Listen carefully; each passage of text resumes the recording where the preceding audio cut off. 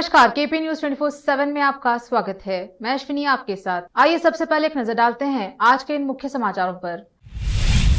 आज 27 सितंबर को world tourism day के अवसर पर टूरिज्म डिपार्टमेंट और बीदर एडमिनिस्ट्रेशन की ओर से बीदर से बसवा कल्याण तक निकाली गई cycle rally. MLC Arvind Kumar Arli ने ईदगाह सुन्नी बीदर का किया दौरा, ईदगाह कमेटी से की मुलाकात। कर्नाटक में छापेमारी के बाद पीएफआई के 80 सदस्य लिए गए हिरासत में। पीएफआई की कार्रवाई छापेमारी नहीं, बचाव के उपाय हैं, बोले कर्नाटक के मुख्यमंत्री बसवराज बोम्मई। पीएम मोदी ने प्रिय मित्र शिंजो आबे को दी श्रद्धांजलि, राजकीय अंतिम संस्कार में शामिल हुए दुनिया के कई नेता। बॉलीवुड की दिग्गज अभिनेत्री आशा पारेख को राष्ट्रीय फिल्म पुरस्कार दादा साहेब फाल्के अवार्ड के लिए चुना गया। केंद्रीय मंत्री अनुराग ठाकुर ने इस बात की जानकारी दी।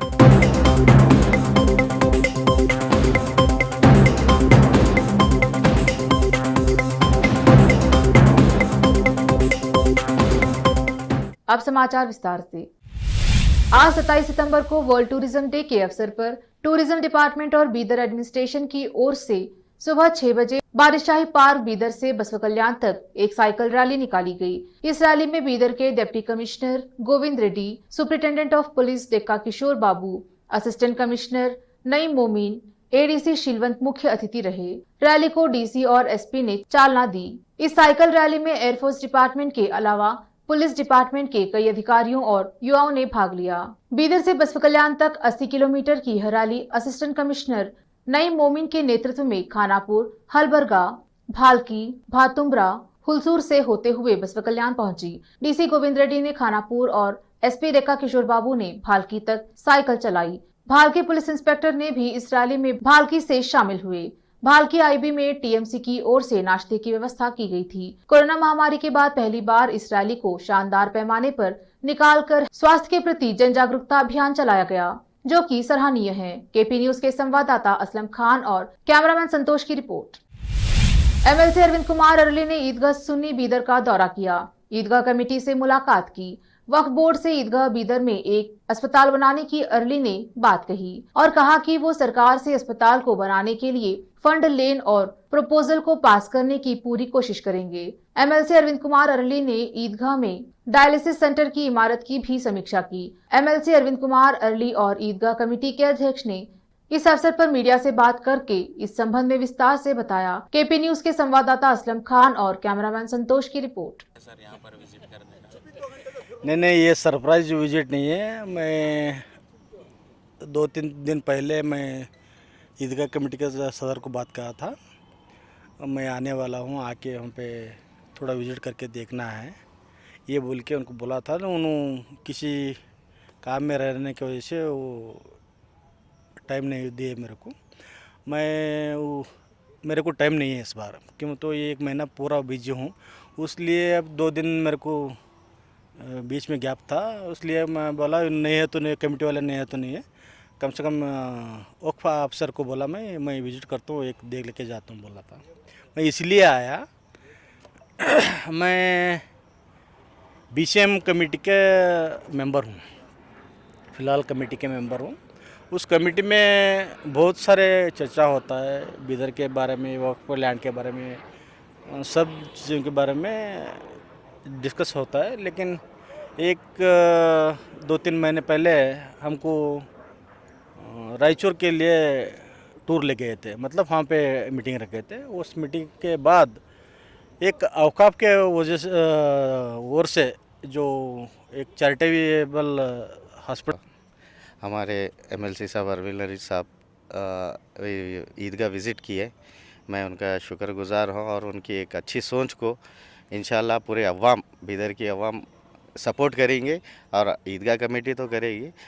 एक अच्छी सोच रख रहे हैं जो कम्युनिटी के लिए फ़ायदेमंद हो, तो हम उसका सपोर्ट करेंगे इंशाल्लाह। बात आगे वक्त में जैसा प्रपोजल्स रहेंगे इंशाल्लाह पेश करेंगे आप लोगों के साथ। सदर साहब, इसके अलावा और क्या करने का आप लोग के कमेटी का प्लान? अब हमारे साथ हमारे हेल्थ इशू पे 3 चीज़ें रखे थे हम लोग, जैसे कि PHC primary health centre, dialysis centre जो ऑलरेडी प्रपोजल बना था उसके ऊपर, और नर्सिंग होम जो जीबी में भी हम लास्ट गुज़िश्ता कमेटियाँ जो ख्वाहिश रखती थी हर चीज़ से, तो उसके लिए हम फिक्र कर रहे हैं। अभी के लिए तो हम एक हेल्थ सेंटर के लिए कोशिश। कर्नाटक में 80 से अधिक लोगों को हिरासत में लिया गया है क्योंकि कर्नाटक राज्य पुलिस द्वारा राज्य भर में निवारक कार्रवाई के प्रावधान के तहत पॉपुलर फ्रंट ऑफ इंडिया और उसके कार्यालयों के पदाधिकारियों और सदस्यों के आवासों पर छापेमारी चल रही है। अतिरिक्त पुलिस महानिदेशक आलोक कुमार की देखरेख में छापेमारी की जा रही है। डीएच से बात करते हुए कुमार ने कहा, हमने अब तक लगभग 80 लोगों को हिरासत में लिया है और उन्हें नजरबंदी के लिए भेजा जाएगा। बेंगलुरु ग्रामीण, मैसूर, शिवमोगा, तुमकुर, रायचूर, गदग, मंगलूर, बेलगावी, विजयपुरा, बागलकोट, मांड्या, रामनगर, उडुपी, चामराजनगर, कलबुर्गी, हुबली, धारा सहित लगभग 20 शहरों और जिलों में सोमवार आधी रात को छापेमारी शुरू हुई। हिरासत में लिए गए सभी लोगों को तहसीलदार के सामने पेश किया जाएगा और रिमांड पर लिया जाएगा।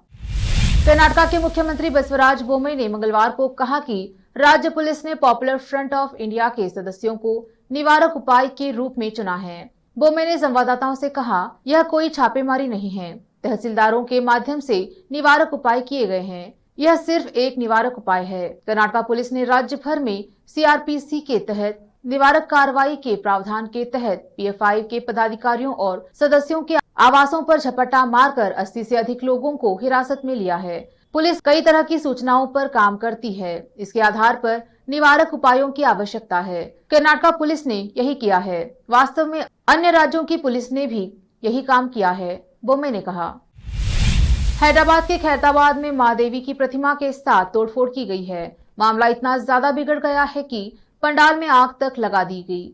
उपद्रवियों ने यह सब कृत्य नवरात्र के पावन दिनों में किया है। बता दें कि सुबह के समय 2 मुस्लिम महिलाएं बुर्का पहनकर पंडाल में घुसी और यूं तोड़फोड़ की। बता दें कि हैदराबाद के सेंट्रल जोन के डीसीपी राजेश ने बताया कि आज सुबह 2 मुस्लिम महिलाओं ने खैरताबाद स्थित एक पंडाल में घुसकर देवी दुर्गा माता की मूर्ति के एक हिस्से में तोड़फोड़ की। एक महिला को स्पैनर ले जाते हुए भी देखा गया और उसने एक स्थानीय व्यक्ति पर हमला करने की कोशिश की, जिसे रोकने की कोशिश की। हालांकि स्थानीय लोगों ने दोनों को पकड़कर सैदाबाद पुलिस के हवाले कर दिया है। पुलिस ने बताया कि हम उनके विवरण को सत्यापित करने की कोशिश कर रहे हैं, लेकिन वे बहुत अजीब व्यवहार कर रहे हैं। जांच जारी है।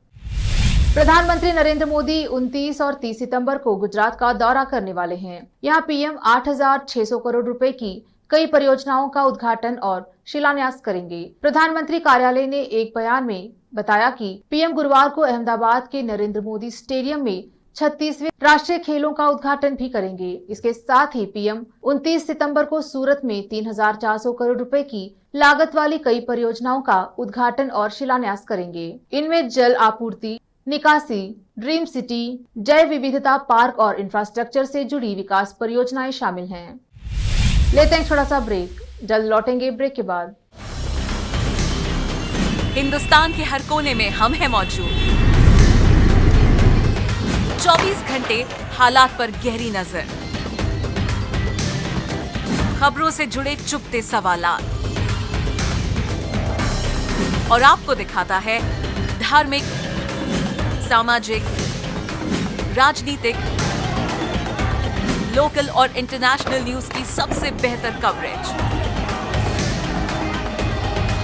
जो आपको रखती है हर पल बाखबर। देश और दुनिया भर की खबर के लिए देखते रहें KP news 24/7। Noor education trust Bidar की ओर से चलाए जाने वाला Noor MEd and BEd college Bidar, recognized by NCTE Delhi and affiliated to Gulbarga University, Gulbarga. Admission are open for the academic year 2021-22. विशेषज्ञ और सक्षम शिक्षकों द्वारा शिक्षा प्राप्त करने के लिए नूर एमएड एंड बीएड कॉलेज में दाखिला लें और शांत वातावरण में शिक्षा प्राप्त करें। बीदर शहर में बेहतर शिक्षा का एकमात्र केंद्र Noor MEd and BEd college, Shahpur gate, Bidar.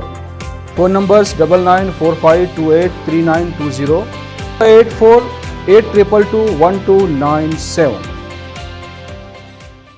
घर, दुकान और ऑफिस कितना भी सुंदर बनाया जाए और हर तरह से उन्हें सजाया जाए, अगर फर्नीचर ना हो तो सब अधूरा सा लगता है। और अच्छा फर्नीचर घर, दुकान और ऑफिस को 4 चांद लगाता है और देखने वालों में शान बढ़ाता है। और जब घर इतना सुंदर बनाया जाता है तो उसमें बेहतर और सुंदर फर्नीचर का भी उपयोग जरूरी है। अपने घर, दुकान, ऑफिस के लिए अच्छा और सुंदर और पायदार फर्नीचर और दूसरी चीजों का बीदर शहर में एकमात्र केंद्र है Nikita industries and Nikita furniture showroom, जहां पर एक ही छत के नीचे विभिन्न डिजाइन और विभिन्न रंगों और विभिन्न कंपनियों के पलंग, अलमारी, सोफा सेट, डाइनिंग टेबल, सिंगारदान, ऑफिस काउंटर्स, विभिन्न कलर्स और डिजाइन की कुर्सियां, बहुउपयोगी चौकियां और दूसरी चीजें उपलब्ध हैं। घर, ऑफिस और दुकान बनकर तैयार है और वहां के लिए फर्नीचर का सोच रहे हैं तो देर किस बात की, तुरंत चले आइए। Nikita industries and Nikita furniture showroom, shed number C1, industrial estate, Gandhiganj, Bidar. अधिक जानकारी के लिए शोरूम के मालिक जयराज खंडे से इन नंबर्स पर संपर्क करें 9448128148 08482227010। ब्रेक के बाद स्वागत है आपका। देखते हैं आगे के समाचार। समाजवादी पार्टी अपने राष्ट्रीय अधिवेशन के जरिए चुनावी जमीन तैयार करने की रणनीति बना रही है। 28 और 29 सितंबर को लखनऊ में होने वाले राष्ट्रीय अधिवेशन में राष्ट्रीय और प्रदेश संगठन को नए सिरे से खड़ा किया जाएगा। मिशन 2024 के लिहाज से पार्टी का यह आयोजन खास माना जा रहा है, पर पार्टी इससे पहले निकाय चुनाव में अपना दमखम दिखाने की तैयारी में है। सपा को परिवारवाद के छाये से निकालने में लगे अखिलेश इसके जरिए बहुत कुछ तय कर सकते हैं। पार्टी इस सम्मेलन को ऐतिहासिक बनाने के लिए कोई कसर नहीं छोड़ना चाहती है। इस बार का सम्मेलन अखिलेश के नेतृत्व में हो रहा है। पार्टी के संरक्षक भी इसमें शामिल होंगे या नहीं, यह अभी कह पाना मुश्किल है। इंदौर ने तमाम मोर्चों पर कई उपलब्धियां हासिल की, लेकिन बुजुर्गों के मामले में ये शहर लगातार अमानवीय बना हुआ है। अमानवीयता के किस्से बार बार सामने आ रहे हैं। पहले नगर निगम के अमले ने बुजुर्ग भिखारियों को ट्रक में भरकर शहर के बाहर छोड़ा था। अब एक दंपत्ति 95 साल की उम्र की मां को फुटपाथ पर छोड़कर चले गए। ये असंवेदनशीलता उस वक्त की गई जब श्राद्ध चल रहे थे और पूरे देश अपने पुरखों को तर्पण कर रहा था। सीसीटीवी फुटेज देखकर हर कोई दहल रहा है। इंदौर के दामन पर फिर एक बुजुर्ग महिला के साथ अमानवीयता का दाग लग गया है। घटना का वीडियो सामने आया है जो रोंगटे खड़े कर रहा है। श्राद्ध पक्ष के दिन एक बेटे ने अपनी जीवित मां का त्याग कर दिया। बेटा रात में मां को फुटपाथ पर लावारिस छोड़कर चला गया। यूपी के हमीरपुर जिले में एक ऐसा गांव है जहां पर कई साल पहले मर चुके लोग भूत बनकर मनरेगा योजना में आज भी मजदूरी करने आते हैं और उनका पैसा भी ईमानदारी के साथ उनके खातों में भेजा जाता है, जिस पैसों को वो बैंक से निकालकर खर्च भी करते हैं। वहीं जब इस मामले की शिकायत ग्रामीणों ने उपजिलाधिकारी से कर ग्राम विकास अधिकारी व ग्राम प्रधान की मिली भगत की पोल खोली तो उपजिलाधिकारी ने मामले की जांच के आदेश दे दिए हैं। साथ ही साथ ग्रामीणों ने गांव के विकास कार्यों के नाम पर लगभग 67 लाख रुपए के सरकारी धन के दुरुपयोग का भी आरोप लगाया है। यह वाकया सुनने में तो बड़ा अटपटा लग रहा है, लेकिन जिले के सदर तहसील क्षेत्र के टिकरौली गांव में इसी तरह का मामला सामने आया है, जहां कई साल पहले मर चुके 1 दर्जन से अधिक लोग महात्मा गांधी रोजगार गारंटी योजना के अंतर्गत मजदूरी का काम कर रहे हैं और मजदूरी के बदले ग्राम प्रधान और ग्राम विकास अधिकारी उन्हें मजदूरी का भुगतान जॉब कार्ड में काम दिखाकर उनके बैंक खातों में भेज रहे हैं।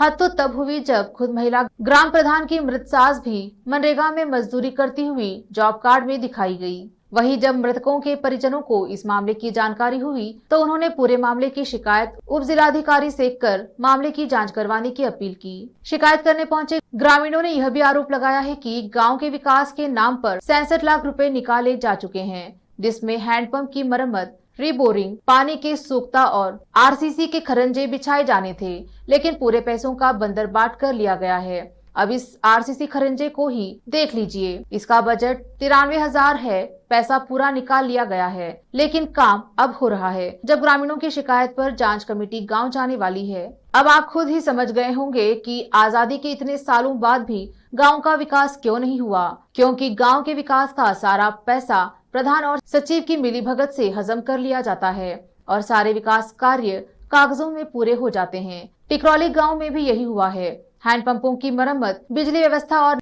नाली खार्जों का सारा पैसा बंदरबाट का शिकार हो गया और अब ग्रामीण अपने हक के लिए जिला प्रशासन के अधिकारियों के चौखट में फरियाद कर रहे हैं। हमीरपुर से रमाकांत विश्वकर्मा की रिपोर्ट।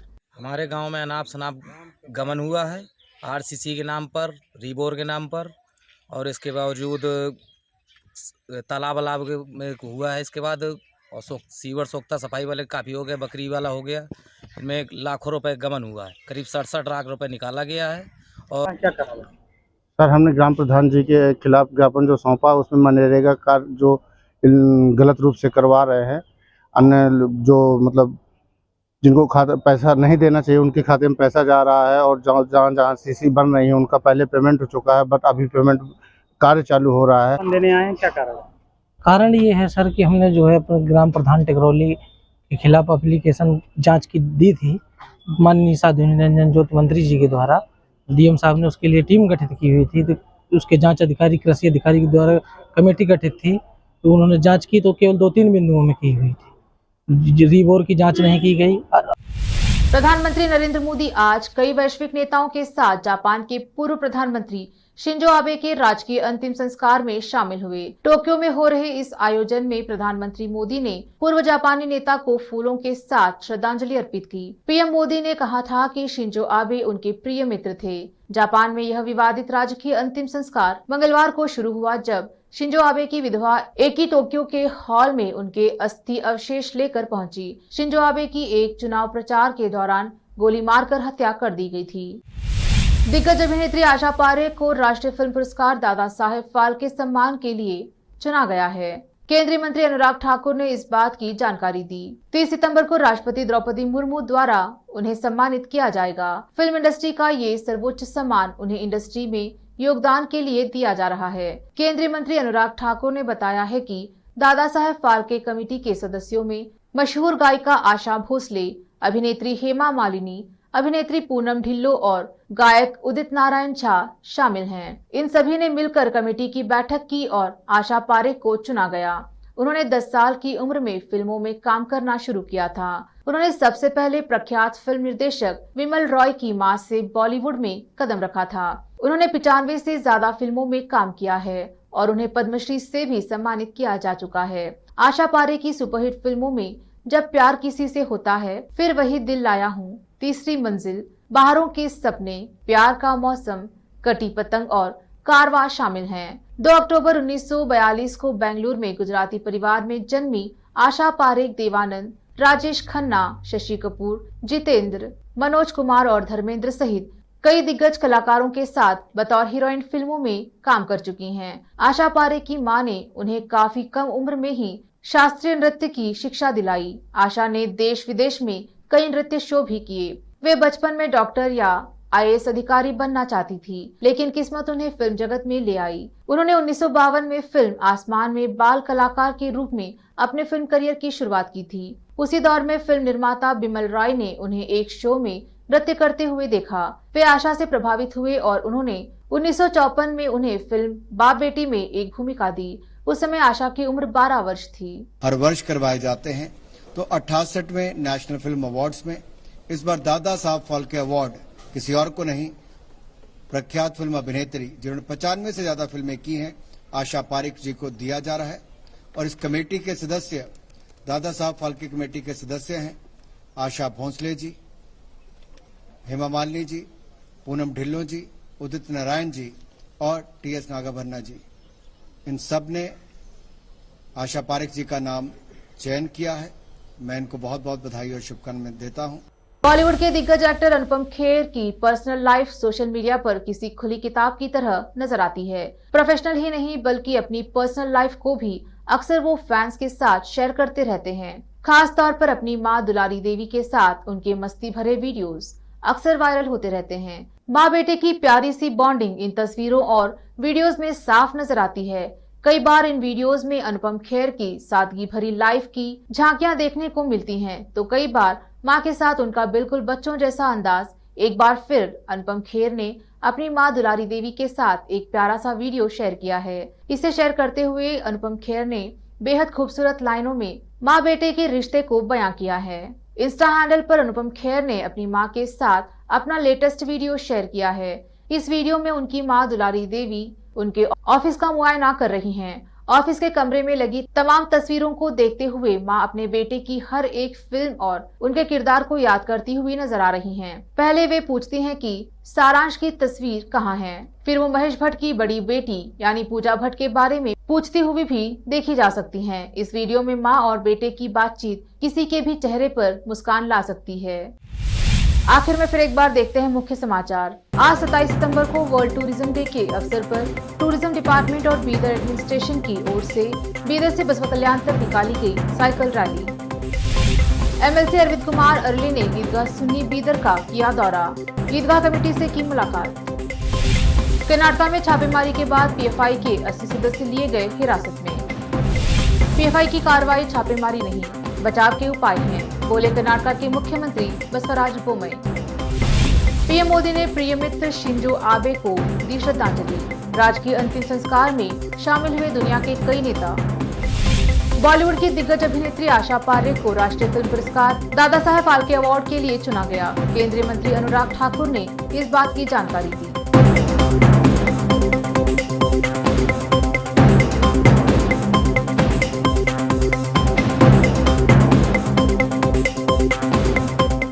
केपी न्यूज में अब तक के लिए इतना ही। देश प्रदेश के समाचारों के लिए देखते रहिए केपी न्यूज 24/7।